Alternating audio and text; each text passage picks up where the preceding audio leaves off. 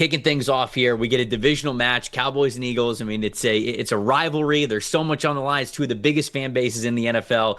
And I'm very excited for this one. So the way that we're going to go through these preview shows is we're each going to kind of take a different side of the ball. We're going to sort of focus on one team. So Dalton, I'm going to let you kick it off here. Which side of the ball you want to focus on? Which team do you want to focus on the most when it comes to Cowboys and Eagles? What matters most for you here in this Thursday night matchup? So, I mean, there's a lot of dimension of this game from the Cowboys angle, from trading Micah Parsons to the run defense struggling and needing to just keep themselves in this game. And I think one thing that could help them, I think the most beneficial thing that's happened to the Cowboys this offseason was trading for George Pickens. And I think what that does, more so than Pickens himself being a deep threat, which he's going to get his shots throughout the season, it opens everything else up for CeeDee Lamb, and it creates space for Dak Prescott underneath. I think there's actually multiple factors in this. Pickens creating space, taking safeties off the top of the defense, Jake Ferguson being healthy as well, CeeDee Lamb getting more separation with defenses not solely focusing on him. And I think where Dak's going to have to attack this defense is in the intermediate areas of the field, 10 to 19 yards, right? When you talk about the Eagles running those two high shell looks with their safeties, they were the best team in football last year covering deep passes.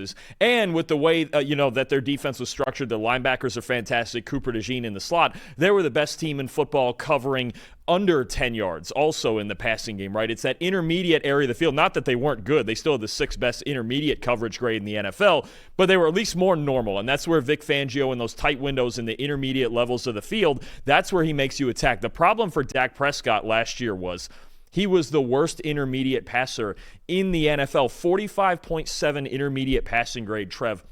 That was almost 10 points lower than any other quarterback in the league, right? Because that's what you're getting last year with no other vertical threat, and CeeDee Lamb with all the attention to him throughout these defenses, especially zone defenses, the windows were just too tight for Prescott to make throws. You see it down there, 17.5% turnover-worthy play rate. More than 1 out of 6 throws in the intermediate range were a turnover-worthy play for Dak Prescott last year. But again, he struggled with accuracy. They struggled to run the football, and they didn't have a second vertical threat. That's when this offense works its best. And I'm not saying here that George Pickens is going to be the guy that tees off, because I don't think that's the case. I think the Eagles are going to feel like they can leave 6 in the box. They can leave their safeties back. If they need to drop Zach Bond or Jahad Campbell down to the edge to help stop the run and stop things up front, then they feel good about that. But I don't think they're going to drop safeties down. They're going to stay in quarters. They're going to stay in their cover 6 looks that Vic Fangio loves so much. And Dak Prescott's going to have to work underneath and manufacture offense, but he's got to be better in that intermediate area of the field this year, especially against this team. But he's got the opportunity to do that with Pickens as a deep threat, with Jake Ferguson healthy, with CeeDee Lamb hopefully open more often than he was last year, because there's more threats around CeeDee now.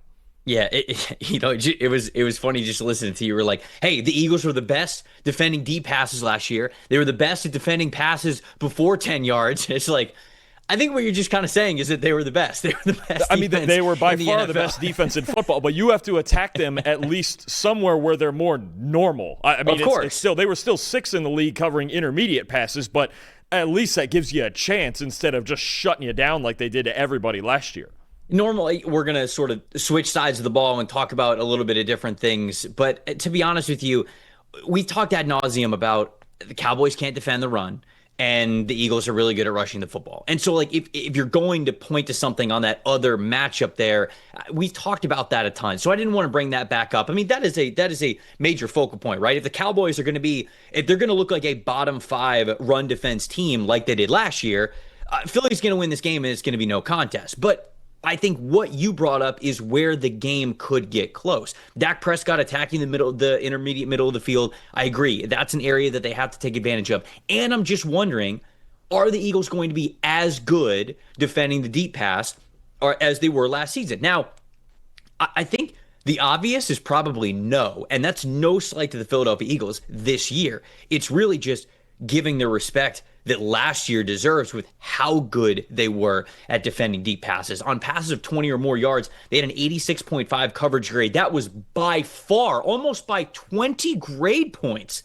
the highest in the NFL. So they weren't just the best, they were the best by a mile. And the reason why is because not only did they not allow a lot of completions and explosive plays, they were great on the ball as well. 12 interceptions. When quarterbacks were throwing deep, they were taking away the football, and then 7 dropped interceptions as well.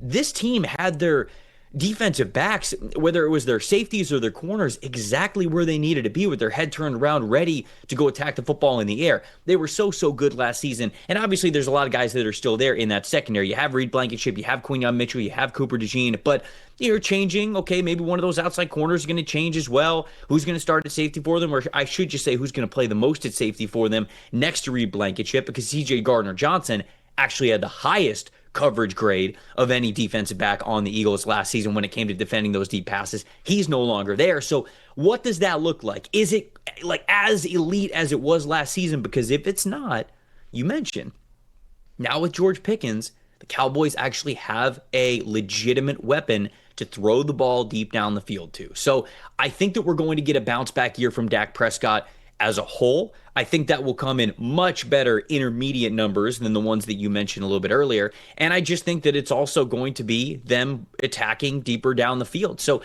can this sort of new secondary, at least in a couple of spots, be as cohesive and as dangerous with takeaways as it was last year? Or are the Cowboys going to be able to capitalize there? Because to me, if the Cowboys are going to win this game, it's going to basically be a shootout.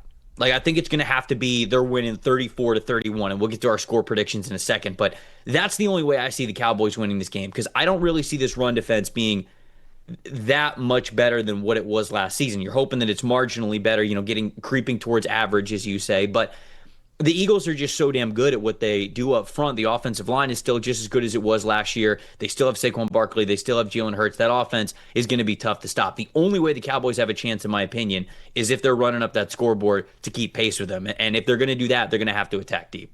Yeah, and that's the funny part about it, is the way the Eagles will want to dominate this game is not getting into a shootout. Like, now, maybe by some consequence they will score 35 points or something in that range, but they actually want to control the game. They want to control time of possession. Obviously, the explosive runs with Saquon Barkley too, but that's, like you mentioned, the most vulnerable part of this Cowboys team is the run defense. I mean, they've got Kenny Clark back from the Micah Parsons trade, but I don't know that that's a difference maker, right? We've talked about he's had a 62 or lower run defense grade in 4 straight seasons. It's better than what they have already, but that's not saying a whole lot for a team that tied for the second worst run D grade in the league. So that's really going to be the first thing. If the run game gets away from them and the Eagles walk in here and run for 250 yards, then this game's basically over before it starts. If it stays tight, then Prescott has a chance with a better, healthier set of weapons. Stavros in the chat saying Donovan Ezraku going to lead the Cowboys to a cover this week. Would love to see it. As a guy who was big on Donovan Ezraku, would love to see it. Not so sure we see it week 1, but I would absolutely love to see it. C. Brown's also saying the Cowboys equals the NFC version of the Cincinnati Bengals. They certainly hope they have the offense like the Cincinnati Bengals do, but I do agree with what C. Brown is saying in the chat. Like, you kind of think about these teams the same way, in my opinion, where it's just got to be a boat race, and it's going to be, hey, can we score 30 every single week? Because if we don't, I don't know if our defense is going to be able to hold. So I think that's how people are viewing it. Really quick, your score prediction on this one, and then I'll get to mine as well. I've got Eagles 34, Cowboys 17. I just think there's too much of a decided trench advantage on both sides of the ball. You're talking about arguably the best offensive line in football against a D-line that really struggled last year and now doesn't have their best player anymore in Micah Parsons. And the Cowboys offensive line, look, you had a guy who struggled at left tackle last year in his first year in Tyler Guyton. Tyler Booker's a rookie starting at right guard. Terrence Steele wasn't great last year at right tackle. I just think the trench advantage is too big for the Eagles. I think eventually Saquon Barkley runs away with this. Eagles 34, Cowboys 17. Yeah, I'm going a similar score. Eagles 31, Cowboys 17. So we got the same Cowboys score there. I think it's going to be a little bit less scoring for the Eagles unless they hit more explosives than I am predicting. I think they're going to want to control the game, and I think they're going to be able to control the game. So I still think they're going to score, high 20s, low 30s, but I'll go a little bit less than you because I just think they're going to chew clock quite a bit in this game and want to keep Dallas's offense off the field because they kind of know that that's probably the only way that they're losing this one.